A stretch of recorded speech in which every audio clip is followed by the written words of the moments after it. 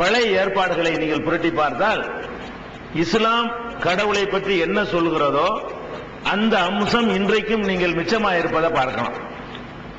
கடவுளுக்கு மகன் இருக்க முடியாது, யாருமே கடவுள் தன்மையை பெற முடியாது என்றெல்லாம் இன்றைக்கும் கூட மிஞ்சி இருக்கக்கூடிய பகுதிகளிலையும் இந்த உண்மை, இஸ்லாம் சொல்லக்கூடிய அந்த உண்மை தெளிவாக பளிச்சிட்டுக் கொண்டிருப்பதை பார்க்கலாம். அதுக்கு சான்றா சொல்வதா இருந்தால், உபாகமம் அப்படின்னு பழைய ஏற்பாட்டில் ஒரு ஆகமம் இருக்குது. அநேகமா அது 5வது ஆகமமா இருக்கும்.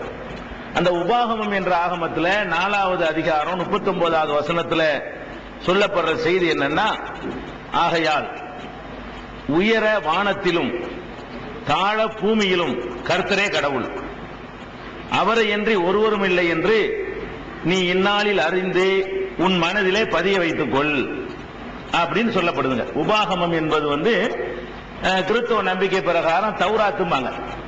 ஆதி ஆகமத்தில இருந்து உபாகமம் வரைக்கும் உள்ள 5 ஆகமங்களும் மூசா நபிக்கு இறைவன் கொடுத்த வேதம் அப்படின்னு சொல்லுவாங்க. அந்த உபாகமத்தில் 4வது அதிகாரம் 39 என்ன சொல்லுதுன்னு கேட்டா, ஆகாயத்திலையும் பூமியிலையும் இருக்கிற ஒரே ஒரு இறைவன் தானே தவிர அதுக்கு மேல கிடையாது, இதை நீ இதயத்தில் பதிய வைத்துக் கொள் என்று சொல்வதை இன்றைக்கு நீங்க பைபிள்ல பழைய ஏற்பாடை எடுத்து பார்த்தீங்கன்னா பார்க்க முடியும். அதே உபாகமத்தில் 6வது அதிகாரத்தில் 4 இருந்து 7 வரைக்கும், 6வது அதிகாரத்தில் 4, 5, 6, 7 அந்த வசனங்கள்ல சொல்லப்படுகிறது, இஸ்ரவேல்னா யாக்கூப் நபி, இஸ்ரவேலை கேள், கர்த்தரே நம்முடைய கடவுள், கர்த்தர் ஒருவரே, நீ உன் கடவுளாகிய கர்த்தரிடத்தில் உன் முழு இருதயத்தோடும் உன் முழு ஆத்மாவோடும் உன் முழு பலத்தோடும் அன்பு கூற வேண்டும். கர்த்தர்கிட்ட போறாருந்தா முழு இதயத்தை அங்க கொடுத்துடணுமா, முழு ஆத்மாவை அவர் கர்த்தர்னா இறைவன் அல்ல கடவுள், அப்ப கூற வேண்டும். இன்று நான் உனக்கு கட்டளையிடுகிற இந்த வார்த்தைகள் உன் இதயத்தில் பதிந்திருக்க வேண்டும், அவைகள் உன் பிள்ளைகளின் மனதிலும் பதியும்படி அவர்களுக்கு போதிக்க வேண்டும். நீ உன் வீட்டில் உட்கார்ந்திருக்கிற போதும், வழியில் நடக்கிற போதும், படுத்துக் கொள்கிற போதும், எழுந்திருக்கிற போதும் அவைகளை பற்றி பேச வேண்டும் சொல்லப்படுதுங்க. உபாகமத்தில் 6வது அதிகாரம் 4, 7 எடுத்து பார்த்தீங்கன்னு சொன்னா தெளிவா சொல்லப்படுது, கர்த்தராகிய ஒருத்தர் கடவுள் ஒருத்தர் தான், ஆண்டவராகிய இயேசு கிறிஸ்துன்னு இவங்க சொல்றாங்க. கடவுளாகிய இயேசு கிறிஸ்துன்னு ஆக்கிவிட்டாங்க. கடவுளுடைய மகன் கடவுள் தானே அவரு. கடவுளுக்கு மகன் நீங்க எப்போ ஒருத்தர் ஒத்துக்கிட்டீங்களோ கடவுளுடைய மகன் கடவுளா தான் இருக்க முடியும். நம்ம சென்ற வாரமே சொல்லி இருக்கிறோம், ஆட்டுக்குட்டி போடக்கூடிய குட்டி ஆடாத்தான் இருக்கும், மாடு போடக்கூடிய குட்டி மாடாத்தான் இருக்கும், மனுஷன் போட குட்டி மனுஷனா தான் இருக்கு. அப்ப கடவுள் போட்ட குட்டினா கடவுளா தான் இருக்கணும். அப்ப அவர் கடவுளுடைய மகன்னா அவரும் கடவுள் ஆயிருப்பாரு. ஆனா கடவுள் என்ன சொல்றாருன்னு கேட்டா, கர்த்தர் ஒருவர் தான், அவரை தவிர வேற கிடையாது. இத முழு இருதயத்தோட முழு ஆத்மாவோட நீ ஏத்துக்க அப்படிங்கிற மாதிரியான கருத்து இதுல நீங்க பாக்குறீங்க. அதே உபாகமத்துல, அதே மூசா நபி கொடுக்கப்பட்டதாக கிறிஸ்தவர்கள் சொல்லக்கூடிய உபாகமத்துல சொல்லப்படுறது என்னன்னு கேட்டா, ஒரு தீர்க்கதரிசியாவது உபாகமத்துல 13வது அதிகாரத்துல 1, 2, 3, 4 இதெல்லாம் சில மற்ற மக்களுக்கு எடுத்து சொல்வதற்கு உதவும். அதுக்காக தான் இதை நம்ம ரெக்கார்ட் ஆக்க வேண்டியிருக்கிறது. குர்ஆன்ல நம்ம சொல்லி முடிச்ச பிறகு பைபிள் நம்பிக்கை பிரகாரம் கூட இயேசுவ மகன் இறை மகன் சொல்லக்கூடாது, அவங்க எல்லாம் ஒரு கடவுளை சொல்றதுக்கு தான் வந்தாங்க, அதுக்கு தான் பாடுபட்டு இருக்கிறாங்க என்பதற்கு இந்த வசனங்கள் ரொம்ப பெரிய சான்று. என்ன சொல்லப்படுதுன்னா, ஒரு தீர்க்கதரிசியாவது சொப்பனம் காண்கிறவனாவது, கனவில சில இறை காட்சிகளை பார்க்கிறவன் அப்படி சொல்றாங்க, தோன்றி உங்களுக்கு ஒரு அடையாளத்தை அல்லது அற்புதத்தை அறிவித்து நீங்கள் அறியாத வேறு தெய்வங்களை தொடுவோம் வாருங்கள் என்று சொல்ல நேரிட்டால், அவன் அறிவித்த அடையாளம் அல்லது அற்புதம் நிறைவேறினாலும் அந்த தீர்க்கதரிசியாவது சொப்பனம் காண்கிறவனாவது சொல்வதற்கு நீங்கள் செவி கொடுக்க வேண்டாம். உங்கள்கிட்ட ஒரு தீர்க்கதரிசி வர்றாரு, ஒரு அடையாளத்தை அற்புதத்தை காட்டுறாரு, அவர் சொன்னபடியே அப்படி நடக்குது, அதை சொல்லிவிட்டு அல்லாஹ்வை தவிர வேற யாராச்சும் வணங்கணும்னு கூப்பிடுறாரு, கர்த்தரை தவிர இன்னொருவரை வணங்கணும்னு ஒரு கூப்பிடுறாருன்னு சொன்னா, அவர் சொன்னது நிறைவேறினாலும் அதுக்கு செவி கொடுக்காதீங்க. எப்படி சொல்லப்படுதுன்னா, ஒரு தீர்க்கதரிசி நீங்கள் அறியாத வேற தெய்வங்களை தொடுவோம் வாருங்கள் என்று கூப்பிட்டார்களே, ஆனால் அவர்கள் சொன்னபடி நடந்தாலும் அற்புதங்களை நிகழ்த்தி காட்டினாலும் அதுக்கு காது கொடுக்காதீங்க. அவ்வளவு தெளிவா சொல்லப்படுகிறது. உங்கள் கடவுளாகிய கர்த்தரிடத்திலே நீங்கள் உங்கள் முழு இருதயத்தோடும் உங்கள் முழு ஆத்மாவோடும் அன்பு கூறுகிறீர்களோ இல்லையோ என்று அறியும்படி உங்கள் கடவுளாகிய கர்த்தர் உங்களை பரிசோதித்து பார்க்கிறார். உங்க ஈமான் எவ்வளவு இருக்குன்னு டெஸ்ட் பண்றதுக்கு தான் அப்படி அற்புதத்தை காட்டுறாராம். கள்ள தீர்க்கதரிசிகள் வருவாங்க, அவங்க சில அற்புதங்களை காட்டுவாங்க, அதை பார்த்துட்டு அவர் தான் கடவுள் நினைச்சிடாதீங்க. இப்ப ஈசா நபி சில அற்புதங்களை செஞ்சாங்க இல்லையா, அதை வச்சுதானே கடவுளுங்கிறாங்க. ஈசா நபி அற்புதம் செஞ்சதுனால அவர் போய் வணங்கிடுவீங்களா?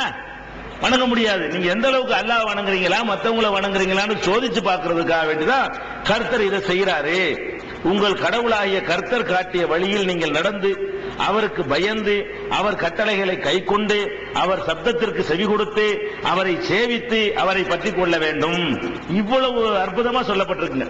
ஒரே ஒரு கடவுளை தான் நீங்க பற்றி கொள்ளணுமே தவிர வேற யார் பக்கமும் சாஞ்சிடக்கூடாது என்று உபாகமத்தில் 13ல இருந்து 13வது அதிகாரத்தில் 1ல இருந்து 4 வரைக்கும் இருக்கிறது. இன்னும் சொல்ல போனா அந்த இயேசுநாதரை வடிவ சிற்பமா செஞ்சு வச்சிருக்கிறாங்க, அவங்க அம்மாவை சிற்பமா செஞ்சு வச்சிருக்கிறாங்க. இதெல்லாம் தவறுன்னு சொல்லப்பட்டிருக்குது.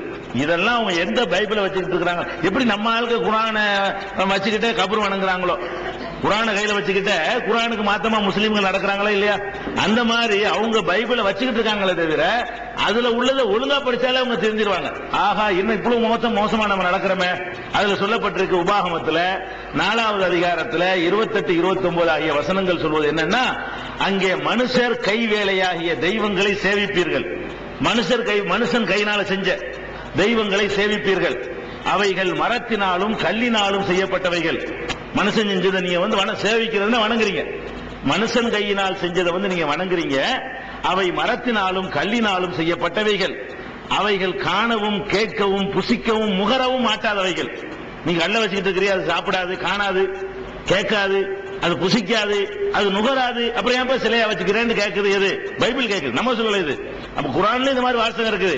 நீங்கள் வணங்குகிறீர்களே, அழகும் அர்ஜுனுன் எம்சுனபிஹா, அவர்களுக்கு நடக்கின்ற கால்கள், கால் தான் இருக்கே தவிர நடக்கின்ற கால் இருக்கான்னு நல்லா கேட்கலாம். நடக்கின்ற கால்கள் இருக்கின்றனவா அல்லது பார்க்கின்ற கண்கள், கண் இருக்கு சிலைக்கு, பார்க்கிற கண் இருக்குதான் நல்லா கேட்கிறான். அம்லகும் ஐயனுன் யுபுசிரோனபிஹா, அவர்கள் பார்க்கின்ற கண்கள் இருக்கின்றனவா, அம்லகும் ஆதானுன் எஸ்மௌனபிஹா, செவிமடுக்கிற காதுகள் இருக்கு, காது மாதிரி செஞ்சு வச்சிருக்கலாம் கல்லுல. கேட்கிற காது இருக்குதா, கேட்குமா அது அப்படின்னு திருமறை குரான் நல்லா கேட்கிறான் பாருங்க. அதே இது, அது வகிதான, இது மிச்சமா கிடக்குது.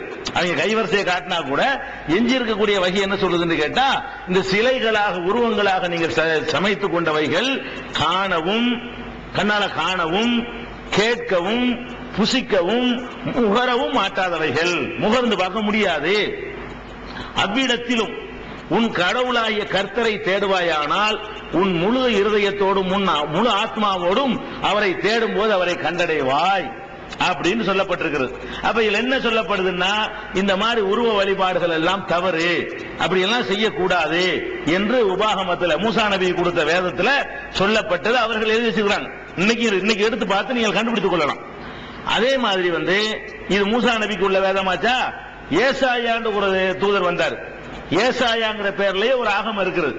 ஏசாயாண்டு ஒரு தூதர் வந்ததாக அவங்க நம்ம குர்ஆன்ல இந்த பேர் சொல்லப்படல. ஏசாயாங்கிற பேர்ல ஒரு தூதர் வந்தாரு. அந்த தூதருக்கு வந்த வேதத்தை ஏசாயான்னு எழுதி வச்சிருக்காங்க. பழைய ஏற்பாடுல எடுத்தீங்கன்னா ஏசாயா. அந்த ஏசாயாவுல என்ன சொல்லப்படுது? 44வது அதிகாரத்துல 6, ஏசாயா 44:6. அதில் சொல்லப்படுற செய்தி என்னன்னு கேட்டா, இஸ்ரவேலின் ராஜாவாகிய கர்த்தரும் சேனைகளின் கர்த்தருமாகிய அவனுடைய மீட்படுமானவர் சொல்வதை கேளுங்கள். நானே முதலும் இறுதியுமானவர். கர்த்தர் சொல்றதை கேளுங்க, அல்லாஹ் சொல்றதை கேளுங்க. நானே முதலும் இறுதியுமானவர், என்னை தவிர வேறு தெய்வம் இல்லை அப்படின்னு ஏசாயாட்ட கர்த்தர் பேசுறார். அல்லாஹ் சொல்லியிருக்காரு, கடவுள் சொல்றார். அதே மாதிரி ஏசாயாவுடைய 43வது அதிகாரத்துல 10, 11, 12 என்ன சொல்லப்படுதுன்னா, எனக்கு முன் ஒரு தெய்வமும் உண்டானதும் இல்லை. ஏசாயாவுக்கு சொல்றாரு கடவுள், எனக்கு முன் ஒரு தெய்வமும் உண்டானது இல்லை, எனக்கு பின் இருப்பதும் இல்லை. இனிமேதான் இயேசு வரப்போறாரு. அவர் தெய்வம் கிடையாது. எனக்கு பிந்தியும் ஒரு தெய்வம் உண்டாக போறது இல்ல, எனக்கு முந்தியும். இறைவன் எப்ப இதை சொல்றானோ, கடவுள் எப்ப இதை சொல்றான், ஏசாயா என்பவருடைய காலத்தில் சொல்கிறான். அப்ப எனக்கு முந்தினா ஏசாயாவுக்கு முந்தின அர்த்தம். இப்ப நான் எப்போ உனக்கு சொல்லிக் கொண்டிருக்கிறேனோ, இதுக்கு முந்தி ஒரு தெய்வம் இருந்துச்சா? உண்டானது கிடையாது. அல்ல இனிமேலாச்சும் ஒருத்தர் இயேசுநாதர் கடவுள் உண்டாவாரா? உண்டாக மாட்டான்னு இருக்குது. எப்படி இருக்குன்னா, எனக்கு முன் ஒரு தெய்வமும் உண்டானதும் இல்லை, எனக்கு பின் இருப்பதும் இல்லை, நானே கர்த்தர். பாருங்க, நானே கர்த்தர். நான் கர்த்தர்னு சொல்லாம ஒரு நான் ஒண்ணு போட்டு அப்புறம் நானேன்னு ஒண்ணு போட்டு அப்படியே இருக்கு அந்த வாசகம். அரபிலே இப்படிதான் இன்னனி அனல்லான்னு அல்லாஹ் சொல்லுவாங்க. குர்ஆன்ல சொல்லும் பொழுது இன்னனி தான் நான், மறுபடியும் அனண்டா நான் நானே அல்லாஹ்னு சொல்றான் குர்ஆன்ல. இன்னனி அனல்லாஹ், நானே தான் அல்லாஹ்னு அல்லாஹ் சொல்றான் பாருங்க. அதே ஸ்டைல்ல இங்கேயும் இருக்கிறது. நானே கர்த்தரு, நான் தான் கர்த்தரு அல்லாஹ். என்னை தவிர இரட்சிப்பவர் ஒருவரும் இல்லை. ரட்சிப்பார்னு சொல்லி தானே கூப்பிடுறீங்க. என்னை தவிர ரட்சிப்பவர் ஒருவரும் இல்லை. தெரிவித்தவரும் இரட்சித்தவரும் சொன்னவரும் நானே. உங்களுக்கு இந்த செய்தியை தெரிவித்தது நான் தான், ரட்சித்தவரும் நான் தான் அப்படின்னு சொல்லியிருக்கலாம். உங்களிடத்தில் இருக்கும் அந்நிய தெய்வம் அல்ல, நீங்க எதை தெய்வம் வணங்குறீங்களோ அது கிடையாதுப்பா, நான் தான் உங்களை ரட்சிக்கிறேன் சொல்லி ஏசாயாங்கிற தூதருக்கு தீர்க்கதரிசிக்கு சொன்னதாக 43வது அதிகாரம் 10, 11, 12 நீங்கள் பார்க்கலாம். அதை ஏசாயாங்கிறவருக்கு கடவுள் சொன்னதாக சொல்லப்பட்டிருக்கு. என்னன்னு கேட்டா இது 45வது ஏசாயாவுல 45வது அதிகாரத்தில் 18 வசனம். வானங்களை படைத்தவரும் கடவுளாய் இருப்பவரும் பூமியை உண்டாக்கி உருப்படுத்தி நிலைப்படுத்தினவரும், இதெல்லாம் ஒருத்தர் தான் செஞ்சிருக்கிறான். வானத்தை படைத்தவர், வானத்தை ஏசுநாதர் படைக்கல, வானங்களை படைத்தவரும் கடவுளாய் இருப்பவரும் பூமியை உண்டாக்கி. குர்ஆன்ல இதே மாதிரி சொல்லப்படும். அல்லாஹ் பத்தி சொல்லும் பொழுதெல்லாம் வானங்களை படைத்தவன் யார், பூமியை படைத்தவன் யாரு, உருவாக்குனவன் யாரு, அதே மாதிரிதான் அங்கேயும் சொல்லப்படுகிறது. வானங்களை படைத்தவரும் கடவுளாய் இருப்பவரும் பூமியை உண்டாக்கி உருப்படுத்தி நிலைப்படுத்தினவரும் அதை வெறுமையாய் இருக்க படையாமல் குடியிருப்புக்காக அதை ஒழுங்குபடுத்தினவருமாகிய கருத்தை சொல்வதை கேளுங்கள். அதை வெறுமையா படைச்சு வைக்காம அதுல மட்டும் மனுஷன் வாழ்வதற்கு தேவையான சமாச்சாரங்கள்லாம் படைச்சு வச்சிருக்காருல, அந்த கர்த்தர் சொல்வதை கேளுங்கள் என்று சொல்லி ஏசாயாங்கிற தூதருக்கு சொன்னதாக ஏசாயா 45:18 நீங்கள் பார்க்கலாம். அதே மாதிரி அதே ஏசாயாவுல 45வது அதிகாரத்தில் 20ல இருந்து 23 வரைக்கும் நீங்க பார்க்கலாம். ஏசாயாவுல 45வது அதிகாரத்தை எடுத்து 20வது வசனம், 21வது வசனம், 22வது வசனம், 23வது வசனத்தை எடுத்தீங்கன்னா ரொம்ப கடுமையான வாசகங்கள். தங்கள் விக்கிரகமாகிய மரத்தை சுமந்துட்டு போறாங்க. விக்கிரகமாகிய மரத்தை சுமந்து இரட்சிக்க மாட்டாத தெய்வத்தை நோக்கி விண்ணப்பம் செய்கிறவர்கள் அறிவினர்கள். மரத்தால் ஆனது சுமந்துகிட்டு போய் அதை ரட்சிக்க மாட்டாத தெய்வங்களை நோக்கி விண்ணப்பம் செய்கிறவர்கள் அறிவினர்கள். நீங்கள் சேர்ந்து ஒன்றாய் யோசனை பண்ணி உங்கள் நியாயங்களை எடுத்துரையுங்கள். இதை பூர்வ காலத்திலே தெரிவித்து முன்னமே அறிவித்தவர் யார்? கர்த்தராகிய நான் அல்லவா? என்னை தவிர வேறு தெய்வம் இல்லை. நீதியுள்ள கடவுள் நானே, இரட்சகர் நானே, எனக்கு நிகர் இல்லை. பூமியின் எல்லை எங்கும் உள்ளவர்களே, என்னிடம் திரும்பி ரட்சிப்பு பெறுங்கள். நானே கடவுள், எனக்கு இணை இல்லை. முழங்கால் யாவும் என் முன் முடங்கும். முழங்கால் அதை மண்டிடுவாங்கன்னு அர்த்தம். முழங்கால் யாவும் என் முன்னால் முடங்கும். நாவு யாவும் என் பெயரால் ஆணையிடும் என்று என்னை கொண்டே நான் ஆணையிட்டு இருக்கிறேன் அப்படின்னு இறைவன் பேசியதாக இவ்வளவு இருக்குது பாருங்க. இந்த அளவு நான் தான் கர்த்தரு, நான் தான் நீதி உள்ளவன், நான் தான் கடவுளே, எனக்கு நிகர் இல்லை, எல்லாரும் என் பக்கம் வரணும், என்னிடத்தில் தான் நீங்கள் சரணடைஞ்சு ஆவணும், மண்டியிட வேண்டும் என்றெல்லாம் ஏசாயாவுல அதையும் பாக்குறீங்க. அதே ஏசாயாவுல 44வது அதிகாரத்தில் 9, 10, 11 ஆகிய 3 வசனங்கள் சொல்லுது, விக்கிரகங்களை உருவாக்குகிற யாவரும் வீணானவர்களே. இதை படிச்சுக்கிட்டே உருவாக்கி வச்சிருக்காங்க. அதை வேடிக்கை. அதுல விக்கிரகங்களை உருவாக்குற யாவரும் வீணானவர்கள் இருக்கு. விக்கிரகண்ட சிலைகள். விக்கிரகங்களை உருவாக்குகிற யாவரும் வீணானவர்களே, அவர்களுக்கு அருமையான சிலைகள் ஒன்றுக்கும் உதவா. அவங்க அருமையா நினைச்சுக்கிட்டு இருக்காங்களா, அந்த சிலைகள் ஒன்றுக்குமே உதவாது. அவற்றை வழிபடுவோர் ஒன்றையும் காணார். அதை வழிபட்டாங்கன்னு வைங்களேன், உன்னையுமே காண மாட்டாங்க. ஒரு யூஸ்லெஸ் பயன்களை நல்லா சொல்றான். அல்லாஹ் சொல்றதாக அவங்க ஒத்துக்கிறாங்க. பைபிள்ல கடவுள் கர்த்தர் சொன்னதாக ஏசாயாங்கிற நபிட்ட, ஏசாயாங்கிற தூதத்தை கடவுள் சொல்றாரு. என்ன சொல்றாரு தெரியுமா? அவர்களுக்கு அருமையான சிலைகள் ஒன்றுக்கும் உதவா, அவற்றை வழிபடுவோர் ஒன்றையும் காணார். வழிபட்டாங்கன்னா ஒன்னையுமே காண மாட்டாங்க, ஒரு பயனை அடைய மாட்டாங்க. அவங்க ஒத்துக்கிறாங்க. பைபிள்ல கடவுள் கர்த்தர் சொன்னதாக ஏசாயாங்கிற நபிட்ட, ஏசாயாங்கிற தூதத்தை கடவுள் சொல்றாரு. என்ன சொல்றாரு தெரியுமா? அவர்களுக்கு அருமையான சிலைகள் ஒன்றுக்கும் உதவா, அவற்றை வழிபடுவோர் ஒன்றையும் காணார். வழிபட்டாங்கன்னா ஒன்னையுமே காண மாட்டாங்க, ஒரு பயனை அடைய மாட்டாங்களாம். அப்புறம் ஒன்றையும் அறியார், ஒன்னையுமே அறியவும் மாட்டாங்க. அவர்கள் வெட்கப்படுவார்களே, மறுமையில் வெட்கப்படுவாங்க. இதையா வணங்கணும், நம்மளா செஞ்சு வச்சுக்கிட்டு இதையா போய் கடவுள்னு சொன்னோம்னு சொல்லி அவர்கள் வெட்கப்படுவார்களே. ஒன்றுக்கும் உதவாத சிலையையும் வார்ப்பு விக்கிரகத்தையும் செய்பவன் எவனோ அவன் கூட்டத்தாரெல்லாம் வெட்கப்படுவார்கள். அதை செய்தவர்கள் மனிதர் தானே. நீ எதை போய் கடவுள் செஞ்சுட்டு இருக்கிறியோ அதை செஞ்ச மனுஷன் தானப்பா செஞ்சான். இதை செஞ்சவன்லாம் வெட்கப்படணும்ப்பா. வெட்கப்படுற ஒரு காரியத்தை போய் நீங்க எப்படி பக்தின்னு செய்யறீங்க? அது எப்படி விழா கொண்டாடிக்கிட்டு பகிரங்கமா அழைப்பு கொடுக்குறீங்கன்னு இவ்வளவு தெளிவாக ஏசாயாங்கிற தூதருக்கு சொன்னதாக இன்றைக்கும் பைபிள்ல இருந்து கொண்டிருக்கிற நீங்கள் பார்க்கலாம். அதே ஏசாயாவுல 45வது அதிகாரத்தில் 5:6 என்ன சொல்லப்படுதுன்னா, 45:5-6 நானே கர்த்தர், எனக்கு இணை இல்லை, என்னை தவிர வேறு தெய்வம் இல்லை, என்னை தவிர ஒருவரும் இல்லை என்று சூரியன் உதிக்கிற திசை தொடங்கி அது அஸ்தமிக்கிற திசை மட்டும் யாவரும் அறியும்படிக்கு நீ என்னை அறியாதிருந்தும் நான் உனக்கு இடைக்கட்டு கட்டினேன். அந்த லாங்குவேஜ் எழுதிக்கிறாங்க அந்த காலத்து மொழியில. அது என்ன சொல்றாருன்னு கேட்டா, எனக்கு இணை யாரும் கிடையாது, சூரியன் உதிக்கிற கிழக்க இருந்து மேற்க வரைக்கும் உள்ள எல்லாரும் என்னை அறிய வேண்டும் என்பதற்காக வேண்டி நான் இதை சொல்றேன் அப்படிங்கிறது இருக்குது. அதே மாதிரி ஏசாயாவுல 46ல 9-10 என்ன சொல்லப்படுதுன்னா, நானே கடவுள், எனக்கு இணை இல்லை, நானே கடவுள், எனக்கு நிகர் இல்லை, பின் நடக்க போகிறவர்களை பற்றி பூர்வம் முதல் அறிவித்திருக்கிறேன், பின்னாடி வர்றதெல்லாம் நான் முன்னாடி சொல்லி இருக்கிறேன், இன்னும் சம்பவியாததை முன்னரே அறிவித்திருக்கிறேன், நடக்காததையெல்லாம் முன்கூட்டி அறிவிக்கிறவன் நான் தான். அப்படிப்பட்ட இறைவன் குர்ஆன்ல எப்படிதான் அல்லாஹ் பத்தி சிவத்தை அப்படித்தான் வருது. இது ஏசாயாவுல 46ல 9-10 நீங்க பார்க்கலாம். அதே மாதிரி ஏசாயாவுல 40வது அதிகாரத்தில் 18-19 வசனத்தில் என்ன இருக்குன்னா, இப்படி இருக்க கடவுளை யாருக்கு ஒப்பிடுவீர்கள்? கடவுளை போய் யாருக்கு ஒப்பிடு? மனுஷனுக்கா? கடவுளை யாருக்கு ஒப்பிடுவீர்கள்? எந்த சாயலை அவருக்கு இணையாக கொள்வீர்கள்? கடவுள்னு எந்த வடிவத்தை பண்ணி கொடுப்ப? பாத்தியா கடவுளை? கடவுளுக்கு எந்த சாயலை கொடுப்பீர்கள்? எந்த ஒரு சொரூபத்தையோ கண்ணான் அதை வார்க்கிறான், எந்த வடிவத்தை கொடுப்பீங்கன்னு கேட்டு ஒரு சொரூபத்தை, ஒரு சிலை வடிவத்தை கொடுக்க போறீங்களா? அதை ஒரு சிற்பி வார்க்கிறான், அது எப்படி கடவுள் வடிவமா இருக்கு? அப்படி கண்ணாண்டா அந்த சிற்பம் செய்யறவன் அவன் வார்க்கிறான், அவன் வார்ப்பது எப்படி கடவுளாக இருக்க முடியும் அப்படின்னு ஏசாயாவுக்கு சொன்னதாக 40-18-19 நீங்க பாக்குறீங்க. இதெல்லாம் எதுக்கு சொல்றோம்னு கேட்டா, இந்த கர்த்தர் ஒருத்தர் தான், கடவுள் மட்டும்தான், இயேசுநாதரோ மேரியோ வேற யாருமோ கர்த்தர் கிடையாது என்று சொல்லி தெளிவாக பைபிள் அறிவிக்கிறது நீங்க பாக்குறீங்க. அதே மாதிரி லேவியர் ஆகமம் ஒன்று இருக்குது.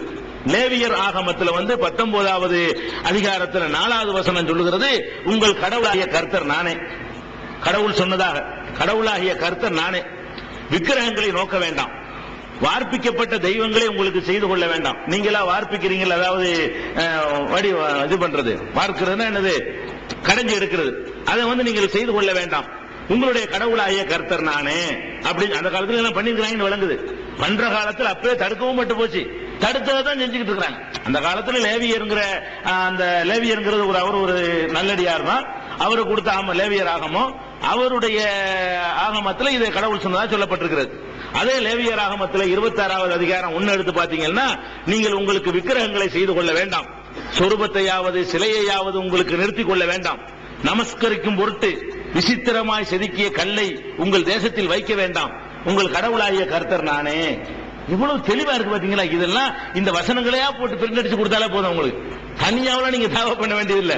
இந்த வசனங்களை மட்டும் போட்டு பைபிளை போட்டு பைபிள் கூறுவதை கேளுங்கள்னு போட்டு கொடுத்தாலே போதும். அவங்க சிந்திப்பாங்க, இப்படிலாம் நமக்கு வேதத்தில் இருக்கு, நம்ம ஏன் அப்படி தப்பா செய்யறோம் அப்படின்னு விளங்குற அளவுக்கு தெளிவா இருக்குங்க. அவ்வளவு தெளிவான வாசகங்களை சொல்லப்பட்டிருக்கு லேவியர் ஆகமத்தில் 26:1 நீங்க பார்க்கலாம். அதே மாதிரி இதுல யாத்திராகமம் ஒரு ஆகமம் இருக்கு. அதுல 20வது அதிகாரத்தில் 2, 3, 4, 5 ஆகிய 4 வசனங்கள் சொல்றது என்னன்னு கேட்டா, அடிமைத்தன வீடாகிய எகிப்து தேசத்திலிருந்து உன்னை புறப்பட பண்ணின உன் கடவுளாகிய கர்த்தர் நானே. எகிப்திலிருந்து வெளியேற்றினாங்களே இல்ல எப்ரோன் காலத்துல, நானே.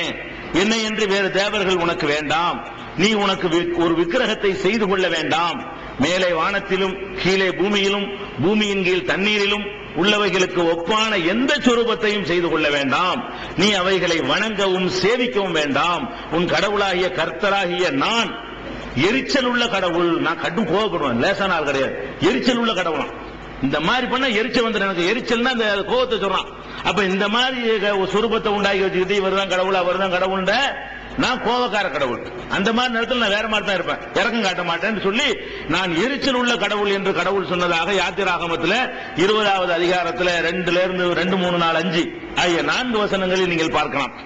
அதே மாதிரி யாத்திராகமத்தில் அதுலயே 23வது அதிகாரத்தில் 24, 25 ஆகிய 2 வசனங்கள் சொல்றது நம்ம சொல்லுவோம்ல, கபரை கட்டவும் கூடாதுமா, இருந்தாலும் இடிச்சு போடுன்னு சொன்னாங்க ரசூல் ஸல்லல்லாஹு அலைஹி வஸல்லம். கட்டவும் கூடாது, கட்டினா என்ன செய்யணும், இடிக்கணும்னாங்கல்ல, இடிக்க சொல்லியும் இருக்கிறது, அதுவும் சொல்லப்பட்டிருக்கிறது. அவர்கள் தேவர்களை பணிந்து கொள்ளாமலும் தொழாமலும் அவர்கள் செய்கைகளின்படி செய்யாமலும் நீ அவர்களை நிர்மூலமாக்கி அவர்கள் சிலைகளை உடைத்து போட வேண்டும், உங்கள் கடவுளாகிய கர்த்தரையை தொழுது கொள்ளுங்கள் யாத்திராகமத்துல மூசா நபிக்கு மோசேங்கிற தீர்க்கதரிசிக்கு கடவுள் சொல்றாரு, இந்த மாதிரி அவங்க தேவர்களை வணங்குறாங்க இல்லையா, அதை வணங்காத படிக்கு இந்த சிலைகளை உடைச்சு போட்டுடும். உடனே யாரை போய் வணங்கன்னு பார்ப்போம். அதுதானே தேவர் நினைச்சு வணங்கிட்டு இருக்காங்க. சிலைகள் எல்லாம் உடச்சு நொறுக்குன்னு சொல்லி மூசா நபிக்கு சொன்னதாக யாத்திராகமம் இருந்தா கூட நொறுக்க சொல்லி இருக்கு. வைக்கவும் கூடாது, வழிபடவும் கூடாது, இருந்தா கூட உடைச்சு போடுங்கிற ஒரு அளவுக்கு போல்டாக செய்திகள் சொல்லப்பட்டிருக்கிறத பார்க்கிறோம். அதே மாதிரி வந்து எரேமியாங்கிற அதிகாரத்துல வந்து 10வது அதிகாரத்துல 3, 4, 5, 6 புறதேச அதுல சொல்லப்படுற விஷயம், புறதேசத்தாரின் வழிபாடுகள் வீணானவை. புறதேசத்தார் இந்த மாதிரி வணங்கிட்டு இருந்தாங்க. அவர்கள் காட்டிலே மரத்தை வெட்டுகிறார்கள், தச்சன் கை வாட்சியால் பணி செய்கிறார்கள், வெள்ளியினாலும் பொன்னினாலும் அதை அலங்கரித்து அது அசையாதபடி அதை ஆணிகளாலும் சுத்திகளாலும் ஸ்திரமாக்குகிறார்கள். அவைகள் வெள்ளரி தோட்டத்தில் வைத்திருக்கும் பொய்யுருவத்தை போலிருக்கும். அவைகள் பேச முடியாதவைகள், அவைகளை சுமப்பதே அவசியம், அவைகள் நடக்க மாட்டாதவைகள், அவைகளுக்கு பயப்பட வேண்டாம், தீமை செய்யவும் நன்மை செய்யவும் அவைகளுக்கு சக்தி இல்லை என்று கர்த்தர் சொல்லுகிறார். எவ்வளவு அற்புதமான வாசகம் பாருங்களேன். அத காட்டுல மரத்தை வெட்டுறாங்களா, அதை தச்சன் வந்து என்ன செய்யறான், கையில இருக்கிற அந்த ஒளியினால சரி பண்றான். அதை செஞ்ச பிறகு வெள்ளி பொண்ணெல்லாம் வச்சு அலங்கரிக்க வேற செய்யறீங்க. மரத்துல செதுக்கி வச்சுக்கிட்டு, அந்த காலத்துல மரத்துல செய்யறது ஜாஸ்தியா இருந்துச்சு. இந்த கல்லுல இதெல்லாம் செய்யறதெல்லாம் திருடிட்டு போயிருவாங்கல்ல, அதை பொண்ணுல எல்லாம் செய்ய முடியாது. அலங்கரிக்கிறீங்க, அதுக்கப்புறம் அசையாதபடி அதை ஆணியில வேற அரைஞ்சு வச்சு போடுறீங்க. கடவுளுங்கிறீங்க, அது என்ன செய்றீங்க, அங்கிட்டு நவராத அளவுக்கு ஆணியால வேற அரைஞ்சு வச்சு போடுறீங்க. இது எது மாதிரி இருக்குன்னு கேட்டா, வெள்ளரி தோட்டத்துல உள்ள பொம்மைன்னு சொல்லிருக்காங்க. நம்ம சொல்றது சோழ கொள்ளை பொம்மைம்பாங்க. இந்த சோழ கொள்ளையில என்ன செய்வாங்க, ஒரு மனுஷ பொம்மை மாதிரி கட்டி வச்சிருப்பாங்க, காக்கா குருவிலாம் வராம இருக்கிறதுக்காக வேண்டி. அதை ஒத்த வைந்து அல்லாஹ் சொல்றான். கடவுள் கர்த்தர் சொன்னதாக பைபிள் என்ன சொல்லுதுன்னு கேட்டா, அவைகள் வெள்ளரி தோட்டத்தில் வைத்திருக்கும் பொய்யுருவத்தை போல இருக்கும். வெள்ளரி தோட்டத்தில் ஆள் நிக்கிற மாதிரி இருக்கும், ஆனா உண்மையில ஆள் கிடையாது. அதை பார்த்து பயந்து ஓடணுங்கிறக்காண்டு வச்சிருக்கேன். கிட்ட நீங்க பார்த்தா ஒண்ணுமே இருக்காது. நீங்க நினைச்சுக்கிட்ட போய் இருக்கிறீங்களே தவிர உண்மையில நெருங்கி பார்த்தா என்னமா இருக்காது, ஒண்ணும் கிடையாது, பொய்யுருவம். அது சொல்லிவிட்டு இன்னும் தஃசீர் விளக்கம், அவைகள் பேச முடியாதவைகள், பேசாது, அவைகளை சுமப்பதே அவசியம். அது நம்ம தான் தூக்கிட்டு போகணும், அது நம்மள தூக்காது. அவைகளை சுமப்பதே அவசியம். அப்படின்னு அர்த்தம், எங்கேயாவது இடம் பெயரணும்னு சொன்னா கொஞ்சம் நவண்டு உட்கார்ந்துக்கணும்னு சொல்ல முடியுமா? இடிச்சிட்டு வேற கோயில் கட்ட போறோம், கொஞ்சம் வெளியே உட்கார்ந்துக்கிறேன்னு சொன்னால் கூட கேட்குமா? நம்ம தெருவில் போடணும். அவைகளை சுமப்பதே அவசியம், அவைகள் நடக்க மாட்டாதவைகள், அவைகளுக்கு பயப்பட வேண்டாம், தீமை செய்யவும் நன்மை, இதே வாசகம் குர்ஆன்ல இருக்கு, தீமை செய்யவும் நன்மை செய்யவும் சக்தி இல்லை, அவைகளுக்கு சக்தி இல்லை. இவ்வளவு தெளிவா இருக்கு பாருங்க, எரேமியாவுல சொல்லப்பட்டிருக்கிறது. அப்ப அதே மாதிரி சங்கீதம்னா தாவூது நபிக்கு வழங்கப்பட்ட ஜபூரை தான் சங்கீதம்பாங்க. அந்த சங்கீதம்ங்கிற ஒரு ஆகமும் பழைய ஏற்பாட்டை நீங்க பார்க்கலாம். சங்கீதத்துல 86வது அதிகாரத்துல 6, 7 எடுத்து பாத்தீங்கன்னா, ஆகாய மண்டலத்தில் கர்த்தருக்கு ஒப்பானவர் யார், பலவான்களின் புத்திரரில் கர்த்தருக்கு நிகரானவர் யார், பலவான்களின் புத்திரர்களில் கர்த்தருக்கு நிகரானவர் யார்னு கேட்கப்படுது. அதே மாதிரி அதே சங்கீதத்துல 86:8 சொல்லுகிறது, ஆண்டவரே தேவர்களுக்குள்ளே உமக்கு நிகரும் இல்லை, உமது செய்கைகளுக்கு ஒப்புமில்லை, குழுகுலாகுது, லம்யக்குள்ள குஃபுவனாகது, அவனுக்கு நிகரா ஒண்ணும் இல்லைன்னு சொல்லி பாருங்களேன். அது அப்படியே அங்க இருக்கிறது, அவனுக்கு நிகரா ஒண்ணுமே கிடையாது. அதே சங்கீதத்தில் 86:11 சொல்லப்படுகிறது, நீர் ஒருவரே கடவுள் அப்படிங்கிற வாசகம் இருக்கிறது. அப்புறம் அதே மாதிரி சங்கீதம் 113 5, 6 இருக்கிற நம்ம இறைவன் அரசுல இருக்கான்னு சொல்றோம் இல்லையா, அதே மாதிரி இருக்கு. நம்முடைய கடவுளாகிய கர்த்தருக்கு நிகரானவர் யார், அவர் உயர வீற்றிருக்கிறார், அவர் என்ன செய்யறாரு, உயரத்தில் வீற்றிருக்கிறார் அப்படின்னு இருக்கிறது. அதே மாதிரி முதலாம் ராஜாக்கள் ஒரு ஆகமம் இருக்கிறது, அதுல 8:23 முதலாம் ராஜாக்கள் அதிகாரத்துல 8வது அதிகாரத்துல 23வது வசனம், இஸ்ரவேலின் கடவுளாகிய கர்த்தாவே, மேலே வானத்திலும் கீழே பூமியிலும் உமக்கு நிகரான தெய்வம் இல்லை இப்படின்னு பழைய ஏற்பாடுல, இதெல்லாம் பழைய ஏற்பாடுகள். அதாவது பழைய ஏற்பாடுங்கிறது ஈசா நபிக்கு முந்தி கொடுத்த வேதங்கள் தொகுப்பு தான் பழைய ஏற்பாடு. பழைய ஏற்பாடு நீங்க என்னன்னு விளங்கிக்கணும், பழைய ஏற்பாடு புதிய ஏற்பாடு 2 இருக்கு பைபிள்ல. பழைய ஏற்பாடுன்னு சொன்னா ஈசா நபிக்கு முன்னாடி வந்த நல்லடியார்களுக்கு வழங்கப்பட்ட வேதம், அதன் தொகுப்புன்னு அர்த்தம். அதுல சில சொற்களும் இருக்கும், பாதுகாக்கப்படவில்லை, சிலது அவர்களும் கவனக்குறைவு விட்டவைகளும் இருக்கும், மிஞ்சி இருக்குதா, அது மாதிரி இருக்கும். அந்த பழைய ஏற்பாடுகளை எடுத்து பாத்தீங்கன்னா, இயேசுநாதருக்கு முந்தி வந்த நல்லடியார்கள், யாத்திராகமோ லேவியராகமோ முதலாம் ராஜாக்கள், அதே மாதிரி ஆதியாகமோ, அது மாதிரி என்னது எரேமியா, அதே போல சங்கீதம், இதுகள் எல்லாம் என்ன இருக்கு என்று கேட்டா ஏசாயா, இவங்க எல்லாம் நல்லடியார்கள், இவர்களுக்கு வேதங்கள். அதுலயே சொல்லப்படுது ஒரு கடவுள் தான். அப்புறம் எப்படி ஏசுநாதர் கடவுள் இங்க சில உருவம் எதுவும் வைக்க கூடாண்டாச்சு. சரி, அதை விட்டுருவோம். பின்னாடி ஏசுநாதருக்கு பிந்தி வந்ததற்கு வருங்க, அதுக்கு பேரு புதிய ஏற்பாடுமாங்க. ஈசா நபிக்கு பிந்தி வந்த டாபிக் பேர் என்னது? புதிய ஏற்பாடு. அதுல கூட ஈசா நபிக்கு இறைவன் வந்த வேதம் எதுவுமே இருக்காது. ஈசா நபியை பத்தி மற்றவங்க எழுதுனது, சங்க போனாரு இங்க வந்தாருன்னு எழுதுனது, அதுக்கு பேர் தான் புதிய ஏற்பாடு. அந்த புதிய ஏற்பாடு நீங்க எடுத்து பார்த்தாலும் கூட அதுலயும் இதே விஷயத்தை ஈசா நபி சொல்லியிருக்கிறாங்க.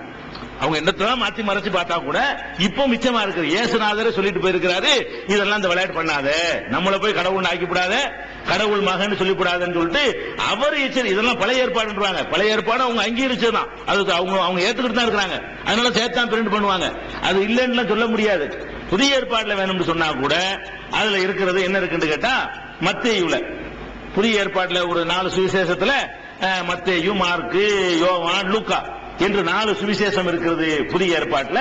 அந்த 4 சுவிசேஷத்துல மத்தேயு சொல்லுகிறாரு, அப்பொழுது இயேசு சொல்றாராம், அப்பாலே போ சாத்தானே, உன் கடவுளாகிய கர்த்தரை பணிந்து கொண்டு அவர் ஒருவரையே சேவிப்பாயாக என்று எழுதியிருக்கிறதே. அவரை வணங்க வர்றாங்க, அவங்கள பார்த்து இயேசு சொல்றாரு, அப்பாலே போ சாத்தானே, என்னை வணங்க வர்றியா? அப்பா சாத்தாங்கிறாரு, சைத்தான வெளியே போடாங்க அப்படிங்கிறார். சொல்லிப்படி சொல்றாரு, உன் கடவுளாகிய கர்த்தரை பணிந்து கொண்டு அவர் ஒருவரையே சேவிப்பாயாக என்று எழுதியிருக்கப்பா முந்தைய வேதத்துல, நீ எப்படி என்னை நீ வணங்க வர்ற என்று இயேசுநாதர் தடை செய்ததாக மத்தேயு 4:10 இருக்குது, நீங்க பார்க்கலாம்.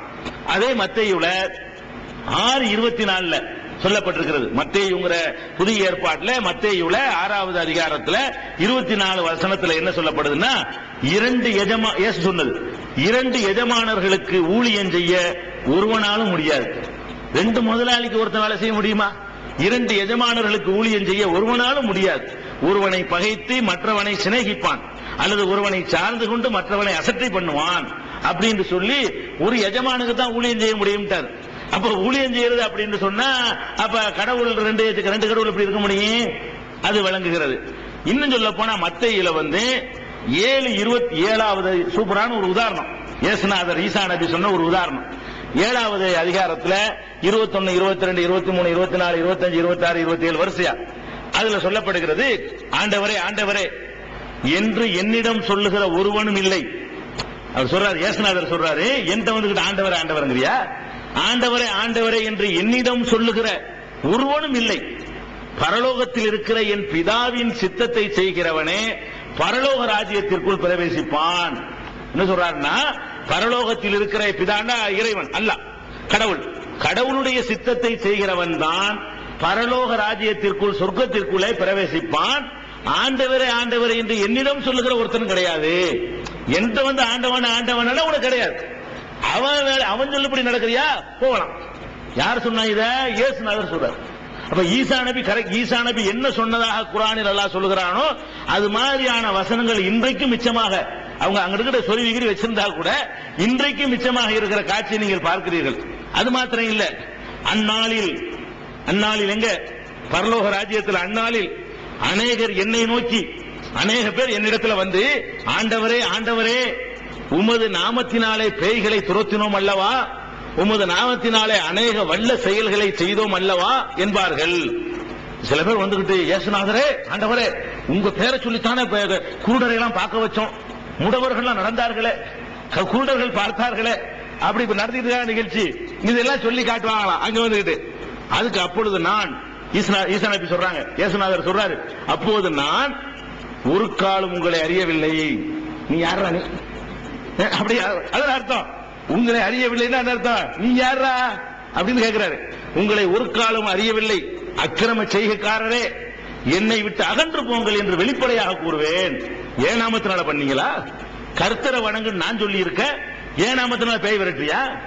ஏன் நாமத்தினால பிசாசு விரட்டியா? அண்ணா சொல்லுவேன்றாங்க. இப்ப ஹதீஸ்கள்ல எப்படி ரசூல் ஸல்லல்லாஹு அலைஹி வஸல்லம் மறுமையில அல்லாஹ் விசாரிப்பான், நான் இப்படிதான் சொல்லுவேன்னு சொன்னாங்களோ அது அப்படியே அதே வாசகத்தை. அதனால ஈசா நபி நபிகள் நாயகம் நம்ம சமமா மதிக்கிறோம். எந்த தூதருக்கு மத்தியில பாரபட்சம் கிடையாது. மகங்கிறத ஒத்துக்க மாட்டோம். அல்லாஹ்வுடைய மகன் சொன்னா ஒத்துக்க முடியாது. எவ்வளவு அழகா சொல்றாங்க பாருங்களேன். அக்கிரம செய்கைக்காரரே என்னை விட்டு அகன்று போங்கள் என்று வெளிப்படையாக நான் கூறுவேன். ஆகையால் நான் சொல்லிய இந்த வார்த்தைகளை கேட்டு அவைகளின்படி செய்கிறவன் எவனோ இப்ப சொல்றேன் பாரு, என் நாமத்தை விட்டு கர்த்தர் நாமத்தெல்லாம் எதுவுமே செய்யணும். இதை செய்கிறவன் எவனோ அவன் கற்பாறை மேல் தன் வீட்டை கட்டிய புத்தியுள்ள மனுஷனுக்கு ஒப்பாவான். இப்படி எவனா செஞ்சான்னு சொன்னா, கல் பாறைக்கு மேல வீட்டை கட்டி நல்லா ஸ்ட்ராங்கா, பூகம்பம் வந்தாலும் அசைக்க முடியாது, அந்த மாதிரி கற்பாறைகளை செதுக்கி அதுல வீட்டை கட்டி குடைஞ்சிட்டு இருக்கிறானே, அப்படிப்பட்டவனுக்கு ஒப்பாவான், வெற்றி பெறுவான் அர்த்தம். பெருமழை சொரிந்து பெருவெள்ளம் வந்து காற்றடித்து அந்த வீட்டின் மேல் மோதியும் அது கற்பாறையின் மேல் அஸ்திவாரம் போடப்பட்டிருந்ததால் விழவில்லை. அப்படிப்பட்ட வீட்டில் இருக்கிறவன் யாருன்னு கேட்டா, நான் சொன்ன இந்த செய்தியை கேட்டு நடக்கிறவன் தான். என் நாமத்தினால பிசாசை விரட்டக்கூடாது, கர்த்தர் நாமத்தினால விரட்டணும். இதை கேட்டு நடக்கிறவன் எவனோ அவன் தான் கற்பாறையில ஊட கட்டினவன் அப்படின்னு சொல்லிட்டாரு. சரியா? அதுக்கப்புறம் இந்த நான் சொல்லிய இந்த வார்த்தைகளை கேட்டு இவைகளின்படி செய்யாதிருக்கிறவன் எவனோ அவன் தன் வீட்டை மணலின் மேல் கட்டின புத்தி இல்லாத மனுஷனுக்கு ஒப்பாவான். மணல்ல போய் வீட்டை கட்டி வச்சுக்கிறேன். நீ வந்துகிட்டு ஏசுநாம இருந்தா அதுக்கு என்ன அர்த்தமா? மணல்ல வீட கட்டிக்கிட்டு இருக்கிறாய்.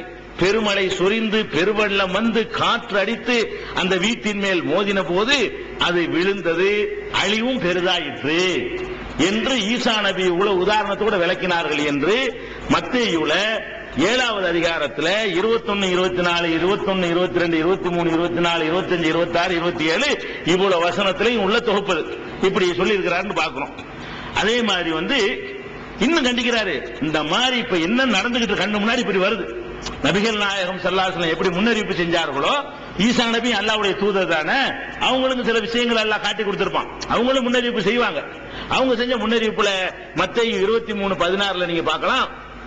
ஐயா மாயக்கார வேத பாரகரே, வேத பாரகர்னா வேதத்தை கடைபிடிக்கக்கூடிய மத குருமார்கள் அர்த்தம். ஐயா மாயக்கார வேத பாரகரே பரிசேயரே, ஒருவனை உங்கள் மார்க்கத்தில் சேர்த்துக் கொள்ளும்படி சமுத்திரத்தையும் பூமியையும் சுற்றி திரிகிறீர்கள். உங்க மார்க்கத்தில் ஒரு ஆளை சேர்க்கிறதுக்காக வேண்டி சமுத்திரத்தை பூமியெல்லாம் சுத்தி சுத்தி வர்றீங்க. சேர்க்கிறதுக்காக வேண்டி மருத்துவம் வேணுமா, கல்வி வேணுமா, காசு வேணுமா, பணம் வேணுமா, வீடு வேணுமான்னு என்ன செய்றீங்க? சுத்தி சுத்தி வர்றீங்க. அவனை உங்களிடத்தில் சேர்த்துக் கொள்ளும் போது அவனை உங்களிலும் இரட்டிப்பாய் நரகத்தின் மகனாக்குகிறீர்கள். சேர்த்துக்கிட்டு என்ன பண்றீங்க? இப்ப நரகத்துக்கு டபுள் மடங்கு நரகவாசி ஆக்கி விட்டுறீங்க. நீ அதுக்கு தான் கூப்பிட்டு இருக்கிறீங்கிறாரு. முன்னாடி அட்வான்ஸ் சொல்லிட்டு போயிருக்கிறாரு. நீ என்ன பண்றீங்க? வேத பாரகரே, வேதத்தை படித்துக் கொண்டிருக்கிறவர்களே என்று சொல்லி பாதிரிமார்கள் நோக்கி இயேசுநாதர் கேட்கிறாரு. ஆளை சேர்க்கிறதுக்காக அலைகிறீங்க, சமுத்திரத்துக்கு போறீங்க, கடலுக்கு போறீங்க, பல மாதிரி போய் அலைகிறீங்க. கடைசியில் எங்க கொண்டு சேர்க்க போறீங்க? உங்களை விட டபுள் மடங்கு நரகத்துக்கு அவனை கொண்டு போயிட்டு இருக்கிறீங்க. அதுக்கு தான் இப்ப ஆள் பிடிக்கிறீங்க. உங்களுக்கு தேவையில்லாத வேலை. ஏன்னா அவர் இஸ்ரவேலுக்கு தான் அனுப்பப்பட்டாரு. அது இல்லாத மக்களை போய் கூப்பிட்டாதானே கதி வரும் அப்படின்னு சொன்னதாக நம்ம பார்க்கிறோம். அதே மாதிரி மத்தேயுல இயேசுநாதருடைய பயான் சொற்பொழிவதெல்லாம் மத்தேயு 23:13 இருக்கிறது. ஐயா மாயக்கார வேத பாரகரே பரிசேயரே, மனுஷர் பிரவேசியாதபடி பரலோக ராஜ்யத்தை பூட்டி போடுகிறீர்கள்.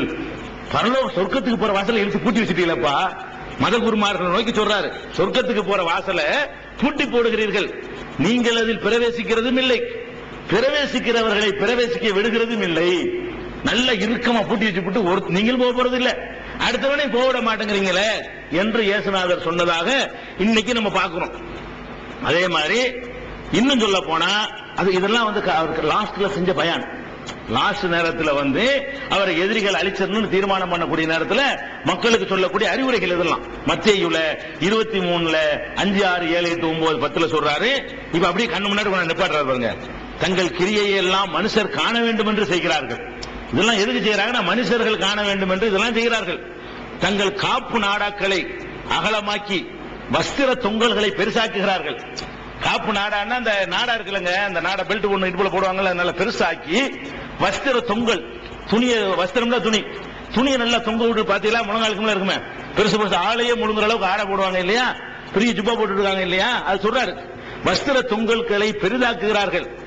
விருந்துகளில் முதல் இடங்களையும், ஜெப ஆலயங்களில் முதல் ஆசனங்களையும், சந்தை வழிகளில் வந்தனங்களையும், மனுஷரால் ரபி என்று அழைக்கப்படுவதையும் விரும்புகிறார்கள். ரபி என்ற அர்த்தம் வரை சொல்றாரு. நீங்களோ ரபி என்று அழைக்கப்பட வேண்டாம், உங்களுக்கு குருவாய் இருக்கிறவர் ஒருவரே, நீங்கள் எல்லோரும் சகோதரர். நீங்க எல்லாம் சகோதரர் தான். பாதிரி குருமார் மன்னிப்பு கேட்கிறது, இவர் தான் மன்னிப்பாரு. ரபின்னா என்ன? குருவான். குருன்னு சொல்லாதுங்கிறார். ரபி நம்மள குரு எல்லாம் சொல்லணும். அப்படின்னு சொல்லி ஆசைப்படுறீங்க, பெரிய பெரிய ட்ரெஸ் மாட்டிக்கிட்டு இருக்கிறீங்க, இதெல்லாம் செய்யாதீங்கிறார். அவர் சொல்லிட்டு என்ன செய்யறாரு, நீங்கள் எல்லோரும் சகோதரர், நீ பாதிரியா இருந்தாலும் சரி மத்தவன் ரசூலுல்லாஹ் சகோதரன் தான் ஆகிட்டு போனாங்க, தோழர் தானே சொன்னாங்க. அப்படிதான் ஈசா நபி இருந்திருக்கிறாங்க, சகோதரர்கள் ஃப்ரெண்ட்ஷிப்பா தான் இருந்திருக்கிறாங்க, சீடர்கள் கிடையாது. அப்ப எல்லோரும் சகோதரர். பூலோகத்தில் ஒருவனையும் உங்கள் பிதா என்று அழைக்க வேண்டாம், பரலோகத்தில் இருக்கிற ஒருவரே உங்களுக்கு பிதா. இவ்வளவு அழகா சொல்றாரு யாரு, இயேசுநாதர். அதே மாதிரி கியாமத் நாள், யுக முடிவு நாள் ஒன்று வரப்போகுது நம்ம நம்புறோம். அதை பத்தி எல்லா வேதங்களையும் சொல்லப்பட்டிருக்க, எல்லா நபிமார்களும் சொன்னாங்க. என்னைக்கு வருது, என்னைக்கு வரும்னு யாருக்கும் தெரியாது. நபிகள் நாயகத்துக்கு தெரியுமா, அதுவும் தெரியாது. நம்ம நம்புறோம். அதையே சொல்றாரு ஈசா நபின்னு சொல்றாரு மத்தேயுல 26:36. அந்த நாளையும் அந்த நாழிகையையும் பிதா ஒருவன் தவிர மற்ற ஒருவனும் அறியான். அந்த நாள் எப்ப வரும், அந்த நேரம் எப்ப வரும் என்பதை பிதான கடவுள், பிதா ஒருவனை தவிர மற்ற ஒருவனும் அறியான். பரலோகத்தில் இருக்கிற தூதர்களும் அறியார்கள். பரலோகத்தில் இருக்கிற தூதர்கள் மலக்குகள். பரலோகத்தில் இருக்கிற தூதர்களுக்காக, ஜிப்ரீல் மீகாயிலுக்காக டைம் தெரியுமா எப்ப அழியும்னு? அவர்களும் அறிய மாட்டார்கள். குமாரனும் கூட அறியார். நான் எனக்கும் தெரியாது, குமாரன் எனக்கும் தெரியாது, என்னைக்கு அது வரும் என்பது எனக்கும் தெரியாது என்று அவர் சொன்னதாக மத்தேயுல 26:36 நீங்க பாக்குறீங்க. அதே மாதிரி ஒருத்தர் கேட்கிறார் இயேசுநாதர், என்ன கேட்கிறாருன்னா, நியாய பிரமாணத்தில் எந்த கற்பனை பிரதானமானதுன்னு கேட்கிறார். அவர் கேட்கிறார், அவர்களில் நியாய சாஸ்திரி ஒருவன் அவரை சோதிக்கும்படி, இயேசுநாதரை சோதிக்கும்படி கேட்கிறார், போதகரே நியாய பிரமாணத்தில் எந்த கற்பனை பிரதானமானது என்று கேட்க.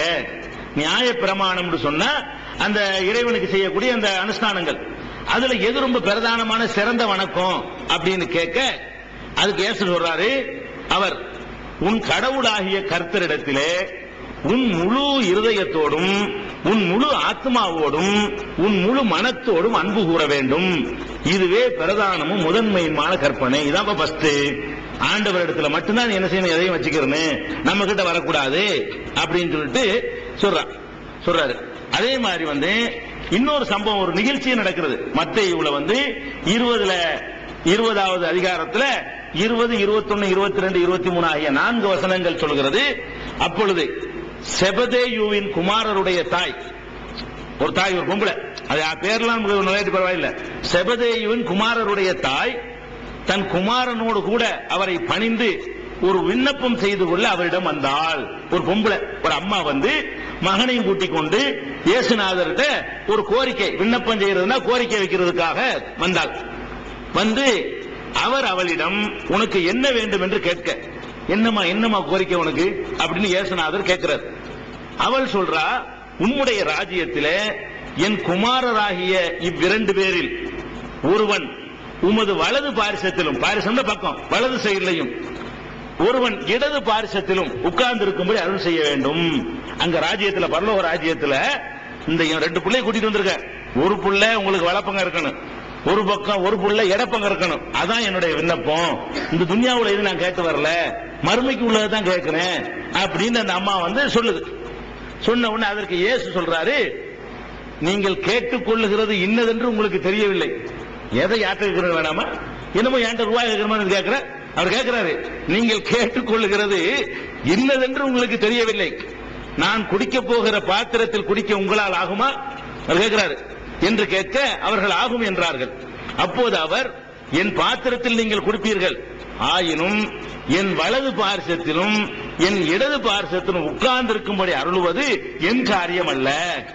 அங்க இவர் வலது பக்கம் இவர் உட்காருவார், இடது பக்கம் இவர் உட்காருவார் சொல்வது நம்ம வேலை கிடையாது. என் பிதாவினால் எவர்களுக்கு அது ஆயத்தம் பண்ணப்பட்டிருக்கிறதோ அவர்களுக்கே அது உரியது என்றார். நமக்கு முடியாது, நம்ம டைம் இதை கேட்கிற, நீ அல்லாட போய் கேளு, அவன் செய்யற ஜட்ஜ்மெண்ட் என்கிட்ட கேட்கறிய அப்படின்னு சொல்லிட்டு சொன்னதாக மத்தேயுல நீங்க இன்னைக்கும் பாக்குறீங்க. அதே மாதிரி அவரை கிறிஸ்துவ நம்பிக்கை பிரகாரம் அவர் சிலுவையில் அறைஞ்சு கொள்றாங்க. நம்ம நம்பிக்கை பிரகாரம் அறைய போகும்போது நல்லா உயர்த்தி கொண்டான். அந்த டாபிக் தனியா நம்ம சொல்லுவோம். ஈசா நபி உயர்த்தப்பட்டாங்களா, எப்ப வருவாங்களா, எப்படி வருவாங்க, இந்த சர்ச்சைக்கு பிறகு நம்ம விஷயத்தை பேசுவோம். ஆனா அவங்க நம்பிக்கை எப்படி அப்படித்தான் இருக்குது. அதை பத்தி அவங்க பேசும்போது என்ன சொல்றாங்கன்னா, அவர் சிலுவையில் அறையப்படுறார், உயிர் போகுது. அப்ப ஏறக்குறைய 9ஆம் மணி நேரத்தில் இயேசு ஏலி ஏலி லமா சபக்தானி என்று மிகுந்த சப்தமிட்டு கூறினார். அதற்கு என் கடவுளை ஏன் என்னை கைவிட்டீர் என்று அர்த்தமாம். அவர் அந்த பாஷையில சொல்றார், ஹிப்ரு மொழியில சொல்றாரு, எலி லாமா சபக்தானி என்று சொல்லிக்கிட்டு தான் உசுர விட்டார். எலி லாமா சபக்தானிக்கு என்ன அர்த்தம் அவங்கள சொல்லிக்கிறாங்க. இதுக்கு என்ன அர்த்தம் என்று கேட்டால், எலினா என் கடவுளை, எலினா என் கடவுளை ஏன் என்னை கைவிட்டீர். லமாண்டா ஏன்னு நினைக்கிறேன், சபக்தானினா கைவிட்டீரா இருக்கும். அப்ப எலி லாமா சபக்தானினா என் கடவுளை ஏன் என்னை கைவிட்டீர். அப்ப இவர் கடவுள் குமாரன், கடவுளை கூப்பிட்டு ஏன் என்னை கைவிட்டுன்னு கேட்கிறார். இவர் தான் கடவுள், இவர் கடவுள் குமாரர் தானே, கடவுள் என்னை கைவிட்டு என்னை இந்த மாதிரி கொண்டு போட்டாங்களே, கொல்ல போறாங்களே அப்படின்னு கேட்டதாக மத்தேயுல 27வது அதிகாரத்தில் 46வது வசனத்தில் நீங்கள் பார்க்கலாம். அப்ப இதெல்லாம் எதுக்கு சொல்றோம்னு கேட்டா, ஈசா நபி அவர்கள் வாழுகிற காலம் எல்லாம் ஒரு இறைவனை வணங்குமாறு மறுமையில் எல்லாம் கேட்பான்ல, நீ தான் வணங்க சொன்னாயா, என்னைய வணங்கு, எங்க அம்மா வணங்கு நீ தான் சொன்னாயா நல்லா கேட்பான். அவர் என்ன சொல்வாரு, சொல்லவே இல்ல, உன்னை வணங்கும்படி தான் நான் மக்கள்கிட்ட சொன்னேன். அதுக்கு எங்கேயும் போவானா, அங்கேயும் பொறுப்பு இருக்கு. இப்போது அவர்கள் மாற்றி குறைத்து திருத்தி வச்சிருக்கிறதுலயே என்ன இருக்கிறது, ஏராளமான சான்றுகள் மிச்சமாக கிடைக்கிறது. இயேசுநாதர் அப்படிதான் சொன்னாரு, தன்னை வணங்கும்படி சொல்லவே இல்லை அப்படிங்கறத பாக்குறோம். அதே மாதிரி யோவான்ல 8:26 சொல்றாரு, என்னை அனுப்பினவர உண்மை உள்ளவர், அவரிடம் கேட்டவைகளையே நான் உலகத்துக்கு சொல்கிறேன். நான் கேட்டே சொல்றாள்ப்பா, நான் ஸ்பீக்கர், தூதர். நான் நானாவ சொந்தமா, நான் கடவுளுடைய குமாரன் நானா சொல்லிட்டு போயிடலாம், நானா ஒண்ணும் சொல்ல முடியாது. என்ன அவர் சொல்றாரோ கேட்டது அவங்கள்ட்ட சொல்லிடுவான். அதான் ரசூலுல்லாஹ் சொன்னாங்க, நான் எதை கொண்டு பல்லகுத்து இலைக்கும் உருசில்து, எதை அல்லாஹ் கொடுத்து அனுப்பி இருக்கிறான்னு அதை உங்களுக்கு எடுத்து சொல்றேன் ரசூல் ஸல்லல்லாஹு அலைஹி வஸல்லம் சொன்னாங்க. அதே வாசகத்தை தான் ஈசா நபின்னு சொல்றாங்க. அதே மாதிரி யோவான்ல 8:28 இருக்கிறது. இது நம்ம குர்ஆன்ல எல்லா நபிமார்களும் சொன்னதாக வருகிறது. ஈசா நபின்னு சொல்றாங்க. என்ன சொல்றாங்க, நான் என் சுயமாய் ஒன்றும் செய்யாமல், நானா ஒன்றும் செய்ய நினைச்சிட்டு இருக்கிறீங்க, அப்படி கிடையாது. நான் என் சுயமாய் ஒன்றும் செய்யாமல் பிதா எனக்கு கற்பித்தபடியே இவற்றை பேசுகிறேன் என்று அறிவீர்களே. நானாப்பா சொல்றேன், அல்லாஹ் சொன்ன எடுத்து சொல்றேன், உனக்கு தெரியுமாப்பா, நான் கையில மடியில போட்டா சொல்றேன். அப்ப எனக்கு சொந்தமாவுல அதிகாரம் கிடையாது, பிதா சொன்னதை எடுத்து சொல்ற வேலை நம்ம வேலை அப்படின்னு அவர் சொன்னதாக சொல்றாங்க. அதே மாதிரி யோவான்ல 12:47 அழகான வாசகத்தை சொல்றாரு. இது ரசூலுல்லாஹ் சொன்ன மாதிரி வாசகம் தான். இதுவும் ஹதீஸ் குர்ஆன்ல பாக்குறோம். அவர் சொல்றாரு, இயேசுநாதர் சொல்றாரு, ஒருவன் என் வசனங்களை கேட்டு கை கொள்ளாமற் போனால், நான் சில வசனங்கள் எல்லாம் சொல்றேன், அதை நடைமுறைப்படுத்தாம போனான்னு வை, அவனை நியாயம் தீர்ப்பது நான் அல்ல, அவன்தான். நான் சொல்ற அறிவுரை சொல்லிட்டேன், அதை நீ கேட்காம போனியா, அதுக்கு நான் ஒன்னையதான் நான் செய்ய முடியுமா, என்னால ஒண்ணும் பண்ணவே இல்லை, அதுக்கு பனிஷ்மெண்ட் அவன் பாத்துக்கிறோம், அவன் தான் நியாயம் தீர்ப்பது நான் அல்ல அப்படின்னு அவர் சொன்னதாக யோவான்கிற 4 சுவிசேஷத்துல 1 12:47 நீங்க பாக்குறீங்க. அதே மாதிரி 1 தீமோத்தேயு சுவிசேஷங்கள்ல உள்ளது 6:16 சொல்லப்படுறது என்னன்னு கேட்டா, அவரே நித்தியானந்தம் உள்ள ஏக சக்கராதிபதி, ராஜாதி ராஜா, கர்த்தாதி கர்த்தர், அப்ப ஒருவராய் சாவாமை உடையவர். சாவாமைனா மரணம் ஒருவரும் சேர முடியாத ஒளியில் வாசம் பண்ணுகிறவர், மனுஷர் ஒருவரும் காணாதவர், காணவும் முடியாதவர், அவருக்கே கணமும் நித்திய வல்லமை உண்டாவதாக ஆமேன் அப்படின்னு இருக்கிற நீங்க பாக்குறீங்க. அப்ப இத கடவுளுக்கு இதான் கடவுள்ங்கிற அவ்வளவு தெளிவா சொல்லப்பட்டிருக்கும் போது, இதுக்கு மாற்றமா என்ன பண்றாங்க, ஈசா நபியை சிலை வைக்க கூடாது, உருவம் வைக்க கூடாது, இவ்வளவு தெளிவா சொல்லப்பட்டிருக்கு. இதுக்கு பிறகு சொல்றதை பாக்குறீங்க. அதுக்கப்புறம் லாஸ்டா தெரிஞ்சு கொள்ள வேண்டிய விஷயம், நம்ம விஷயத்துக்கு போயிடுவோம். லாஸ்டா தெரிஞ்சுக்க வேண்டிய விஷயம் கேட்டா, கடவுள்னு சொன்னா கடவுளுக்குன்னு சில இலக்கணங்கள் இருக்குது. அது வேற எங்கேயும் நம்ம போய் தேடி எடுக்க வேண்டியதில்லை. அது அவங்களுடைய வேதங்கள்ல சொல்லப்பட்ட இலக்கணத்தை எடுத்துக்கொள்ளலாம். அந்த இலக்கணங்கள்ல எதிராக கடவுள் இயேசுநாதர்ட்ட இருந்து நீங்க பார்க்கலாம். உதாரணமா கடவுள் கலங்கி துக்கம் கொண்டு அழுவாரா? கடவுள் ஒருத்தர் சம்பளம்னா அவருக்கு ஏன் துக்கம் வருது? அவர் ஏன் கலங்கணும்? அவர் எதுக்கு கண்ணீரை விட்டு கதறணும்? கலங்கி கண்ணீர் விட்டு அழுது துன்பப்பட்டிருக்கிறாரு அப்படின்னு சொல்லி இயேசுநாதர் இவ்வளவு பண்ணியிருக்கிறார் சொல்லி யோவான்ல நீங்க 13 எடுத்துக்கிறீங்க. 13வது அதிகாரத்துல 33, 34, 35 படிச்சா இயேசு கவலைப்பட்டாரு, கண்ணீர் விட்டாருன்னு இருக்கும். அதே மாதிரி மத்தேயு எடுத்துக்கொண்டு 26வது அதிகாரத்தை எடுத்துக்கிட்டீங்கன்னா அதுல 38வது வசனத்திலையும் இந்த செய்தியை பார்த்திருப்பீங்க. கடவுளுக்கு தாகம் வருமா? கடவுளுடைய மகன் இவர் கடவுள் ஆயிடுவாரு. கடவுளுக்கு தாகம் வரக்கூடாது, தாகமாக தனி கொண்டு வாப்பான்னு கடவுள் சொல்லலாமா? அவர் தாகம் எடுத்திருக்கு, இயேசுவுக்கு தாகம் வந்திருக்குன்னு சொல்லி யோவான்ல 19:28 நீங்க பார்க்கலாம்.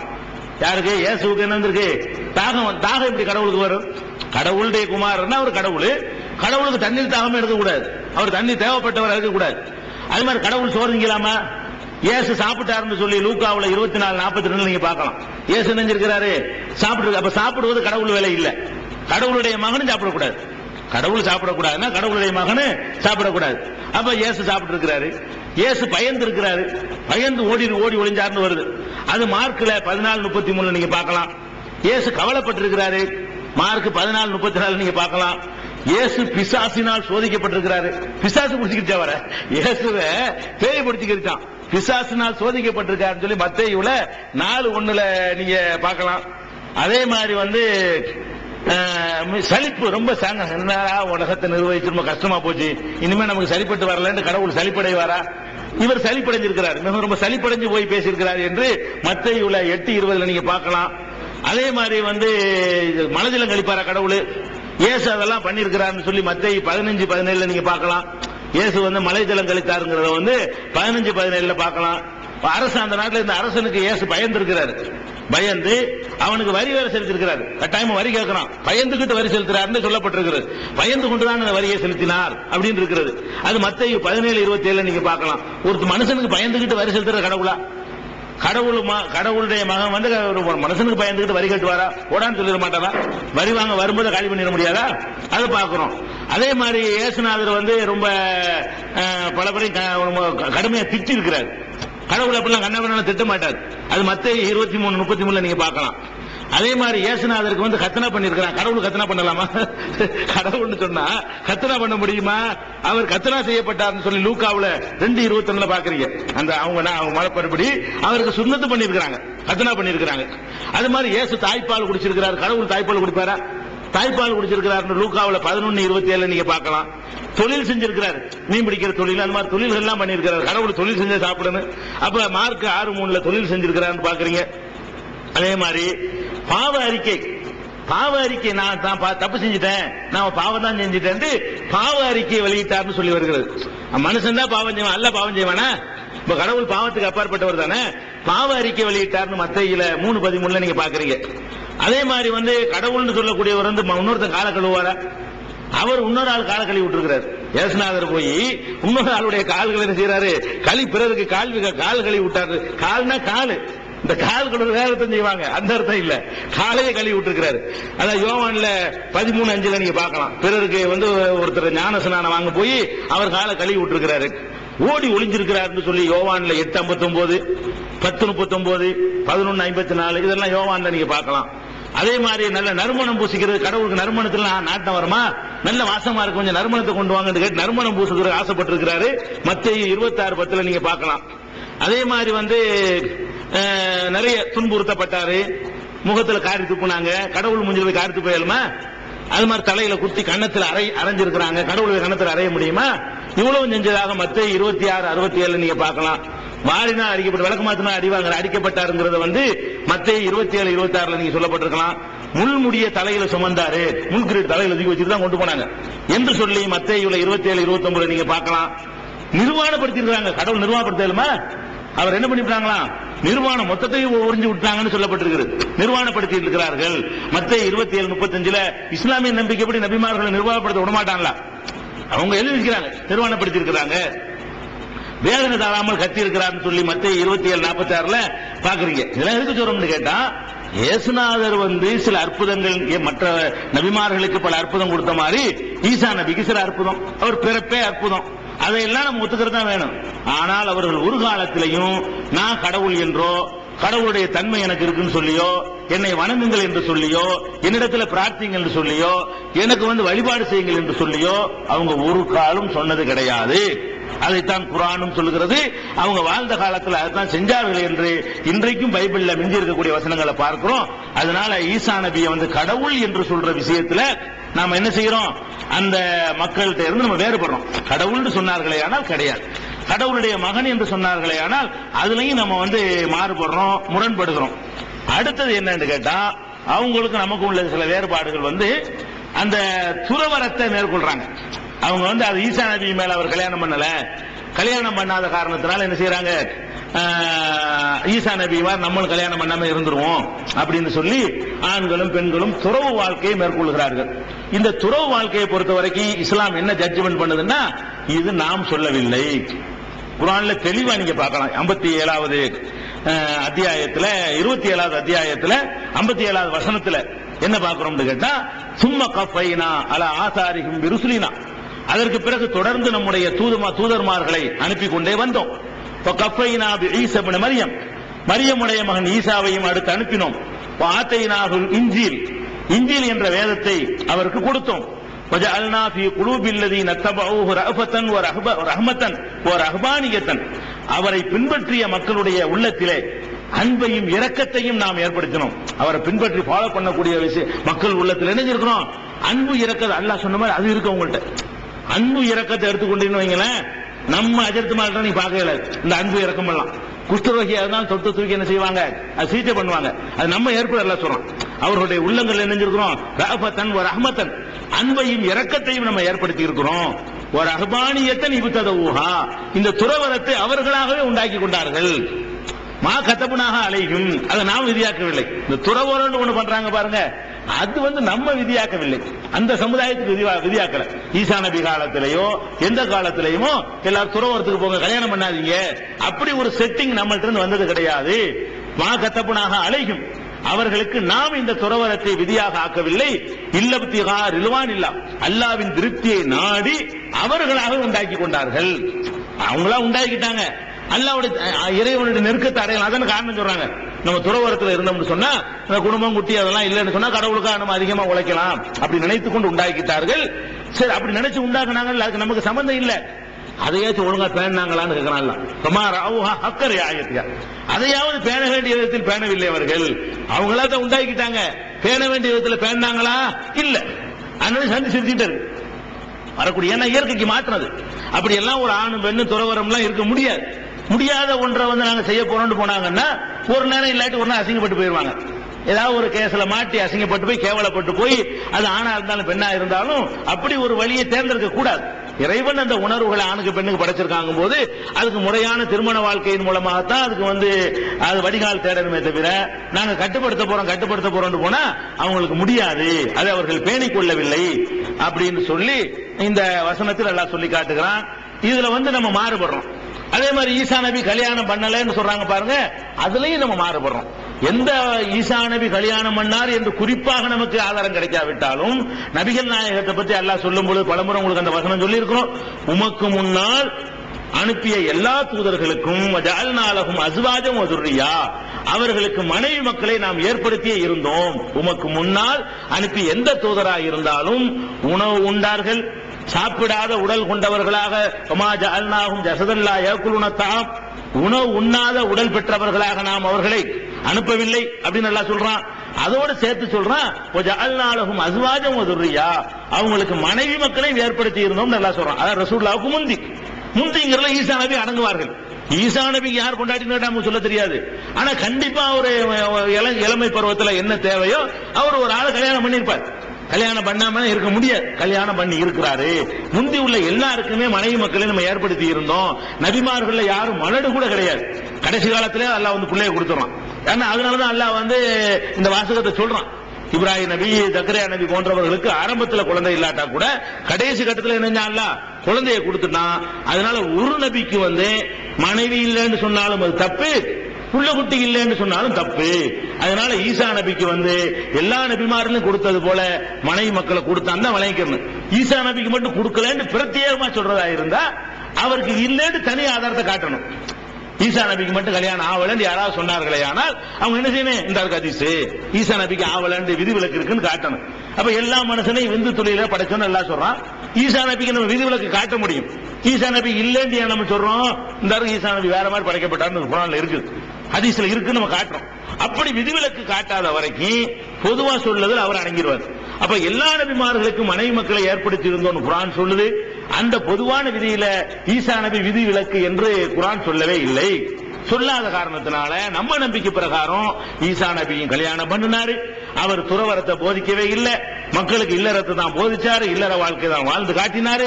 அவங்க அந்த ரெக்கார்டு கிடைக்காத காரணத்தினால அவர் துறவரம் தான் இருந்திருப்பாரு அப்படின்னு நினைத்து கொண்டு அது மாதிரி சொல்றாங்க. அந்த விஷயத்துல நம்ம என்ன பண்றோம், அவர்கள் இருந்து மாறுபடுகிறோம், அந்த அவங்க நம்பிக்கையில நம்ம மாறுபடுறோம். அடுத்து நம்ம மாறுபடக்கூடிய நம்பிக்கை என்னன்னு கேட்டா, ஈசா நபி கொல்லப்பட்டுட்டாங்கன்னு அவங்க சொல்லுவாங்க. அவங்க என்ன சொல்லுவாங்கன்னு கேட்டா, ஈசா நபி நினைஞ்சிட்டாங்க, கொல்லப்பட்டாங்க. அன்றைக்கு உள்ள சமுதாய யூதர்கள் வந்து கொல்ல வந்தாங்க, கரெக்டா பிடிச்சிட்டாங்க. ஒருத்தன் காட்டி கொடுத்தோன்னு நினைஞ்சாங்க, கொண்டு போய் கொலை செஞ்சாங்க. கொலை செஞ்ச பிறகு 3வது நாள் உயிர் தெழுந்துட்டாரு. கொலை செஞ்சதை ஒத்துக்கிறாங்க, இறந்துட்டாரு.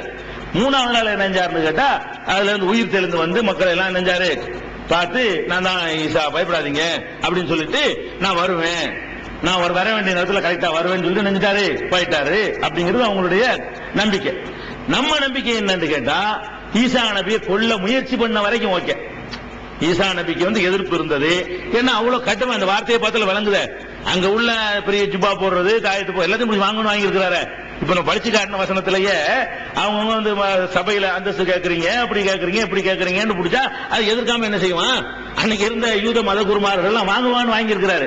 அதனால கடுமையான எதிர்ப்புகள் வரதான் செய்யும். அது மத குருமார்களை எதிர்த்தாங்கன்னு சொன்னா, அவங்களுடைய ஊழல்களை அம்பலப்படுத்தினா கடுமையான எதிர்ப்பு தூண்டி விட்டுருவாங்க.